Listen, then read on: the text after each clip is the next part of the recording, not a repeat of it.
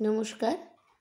আজকের গল্প পাঠশালার পণ্ডিত মশাই।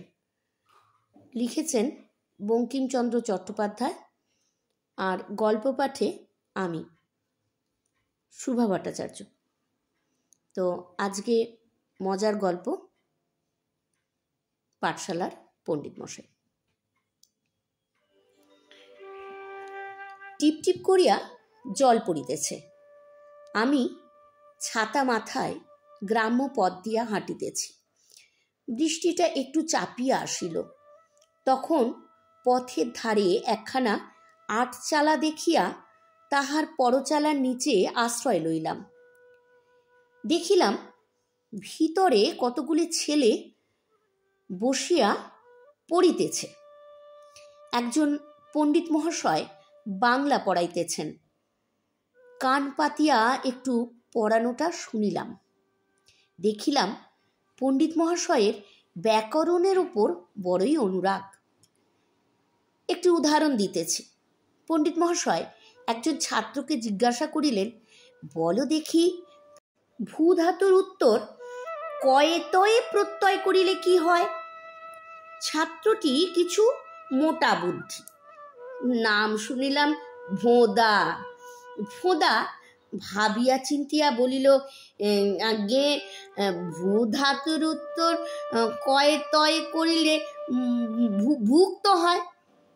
পণ্ডিত মহাশয় ছাত্রের মূর্খতা দেখিয়া চটিয়া উঠিলেন এবং তাহাকে মূর্খ, গর্ধব প্রভৃত নানাবিধ সংস্কৃত বাক্যে অসংস্কৃত করিলেন। ছাত্র কিছু গরম হইয়া উঠিল, বলিল, কেন কেন পণ্ডিত মশাই, ভুক্ত শব্দ কি নাই? পণ্ডিত বলিলেন, থাকিবে না কেন, ভুক্ত কিসে হয় তা কি জানিস না? ছাত্র বলিল, তা জানিব না কেন, ভালো করিয়া চিবাইয়া গিলিয়া ফেলিলেই ভুক্ত হয়। পণ্ডিত বলিলেন, বেল্লিক বানর, তাই কি আমি জিজ্ঞাসা করেছি? তখন ভোঁদার প্রতি অসন্তুষ্ট হইয়া তিনি তাহার পার্শ্ববর্তী ছাত্র রামকে জিজ্ঞেস করিলেন, ভালো রাম, তুমিই বলো দেখি, ভুক্ত শব্দ কি প্রকারে হয়? রাম বলিল, আগে ভুজ ধাতুর উত্তর কয়ে তয়ে করিলে ভুক্ত হয়। পণ্ডিত মহাশয় ভোঁদাকে বলিলেন, শুনলি রে ভোঁদা, তোর কিচ্ছু হবে না। ভোঁদা রাগিয়া বলিল, না হয় না হোক, আপনার যেমন পক্ষপাত। পণ্ডিত বলিলেন, পক্ষপাত আবার কি রে হনুমান?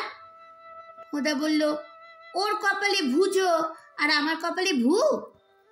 ছাত্র যে চর্বণীয় ভুজো আর অদৃষ্টের তারতম্য স্মরণ করিয়া অভিমান করিয়াছে, পণ্ডিত মহাশয় তাহা বুঝিলেন না। রাগ করিয়া ভোঁদাকে এক ঘা প্রহার করিলেন এবং আদেশ করিলেন, এখন বল, ভূ ধাতুর উত্তর কয়ে তয়ে করিলে কি হয়?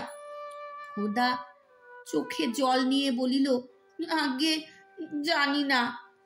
পণ্ডিত মশাই বললেন, জানিস নে, ভূত কিসে হয় জানিস নে? ভোঁদা বলিল, আগে তা জানি, মলেই ভূত হয়।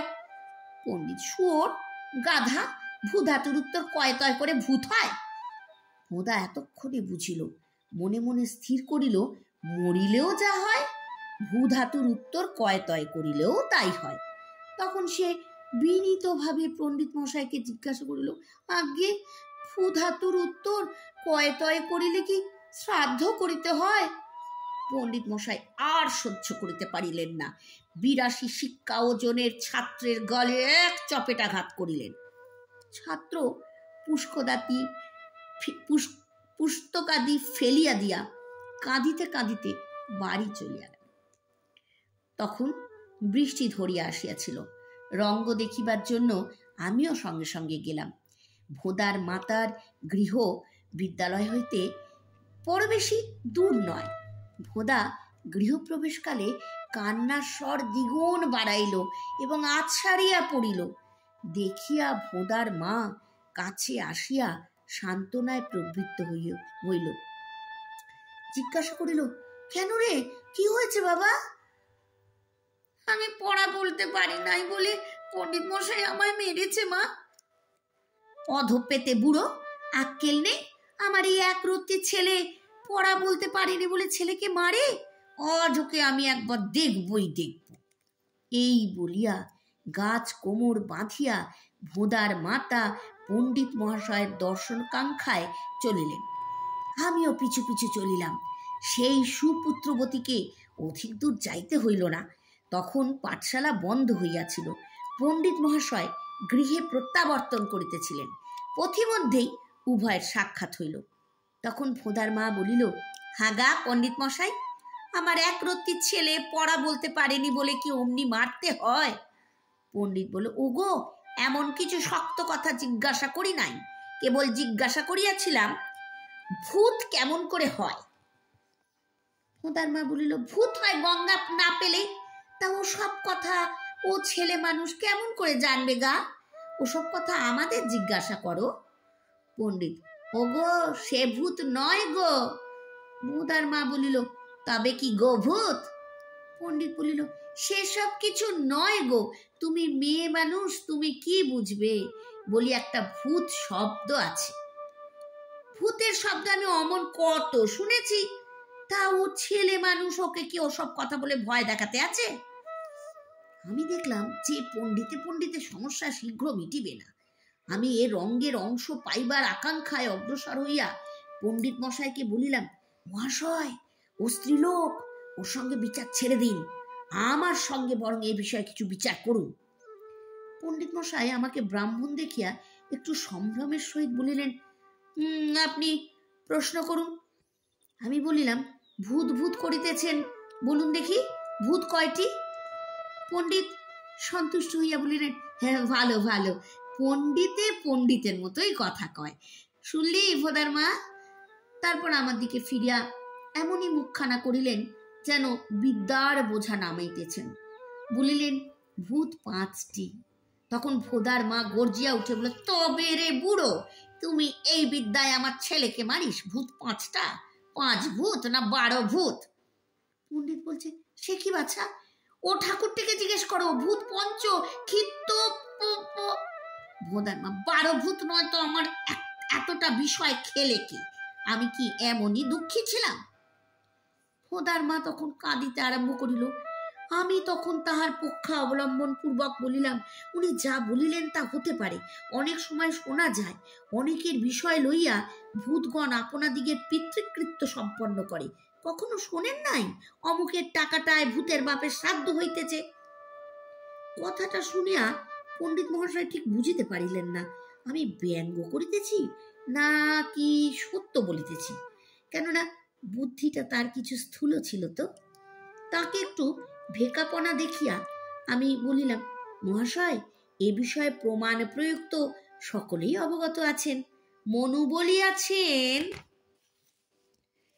কৃপণানাং ধনঞ্চৈব পোষ্যকুষ্মাণ্ডপালিনাম ভূতনাং পিতৃশ্রাদ্ধেষু ভবেন নষ্টং ন সংশয়।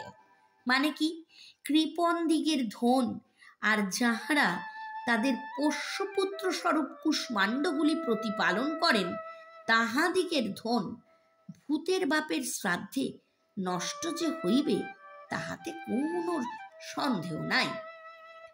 পণ্ডিত মহাশয়ের সংস্কৃত জ্ঞান ওই ভূ ধাতুর উত্তর কয়তয় পর্যন্তই। কিন্তু এদিকে বড়ই ভয়, পাছে সেই শিষ্যমণ্ডলীর সম্মুখে, বিশেষত ভোদার মায়ের সম্মুখে আমার কাছে পরাস্ত হয়েন। অতএব যেমন শুনিলেন ভূতানাং পিতৃশ্রাদ্ধের সুভাবের নষ্টং ন সংশয়, অমনি উত্তর করিলেন, মহাশয় যথার্থই আজ্ঞা করিয়াছেন। বেদেই তো আছে, অস্তি গোদাবরী তীরে বিশাল ও শালমলি তরু। শুনিয়া ভোদার মা বড়ই তৃপ্ত হইল এবং পণ্ডিত মহাশয় ভূয়সী প্রশংসা করিয়া বলিল, তা বাবা, তোমার এত বিদ্যা, তবু আমার ছেলেকে মারো কেন বলো তো? পণ্ডিত বলিলেন, আরে বেটি, তোর ছেলেকে এমনই বিদ্যান করিব বলিয়াই তো মারি, না মারিলে কি বিদ্যা হয়? ভোদার মা বলিল, বাবা, মারিলে যদি বিদ্যা হয় তবে আমাদের বাড়ির কর্তাটির কিছু হলো না কেন? ঝাঁটায় বলো, কোস্তায় বলো, আমি তো কিছুতেই কিছুর কসুর করি না। পণ্ডিত বলিলেন, আচ্ছা, ওসব কি তোমাদের হাতে হয়? ও তো আমাদের হাতে হবে, আমরা ওদেরকে মানুষ করব। ভোদার মা বলল, বাবা, আমাদের হাতে কিছুই জোরের কসুর নাই, দেখিবে। এই বলিয়া ভোদার মা একগাছা বাঁকারি কুড়িয়াইয়া লইল। পণ্ডিত মহাশয় এইরূপ হঠাৎ অধিক বিদ্যালাভের সম্ভাবনা দেখিয়া সেখান হইতে ঊর্ধ্বশ্বাসে প্রস্থান করিলেন। শুনিয়াছি সেই অবধি পণ্ডিত মহাশয় আর ভোদাকে কিছু বলেন নাই। ভূধাতু লইয়া পাঠশালায় আর গোলযোগ হয় নাই। ভোদা বলে, মা এক বাঁকারিতে পণ্ডিত মহাশয়কে ভূত ছাড়া করিয়াছে। নমস্কার। আজকের গল্পের মধ্যে আশা করি যে কৌতুক রসটুকু আছে আপনারা সম্যক রূপে আস্বাদন করতে পারবেন। আরও এরকম ধরনের গল্প শোনার জন্য আমার এই পেজটিকে লাইক করুন, শেয়ার করুন এবং কমেন্টে জানান আপনারা আরও কী ধরনের গল্প শুনতে চাইছেন। ধন্যবাদ।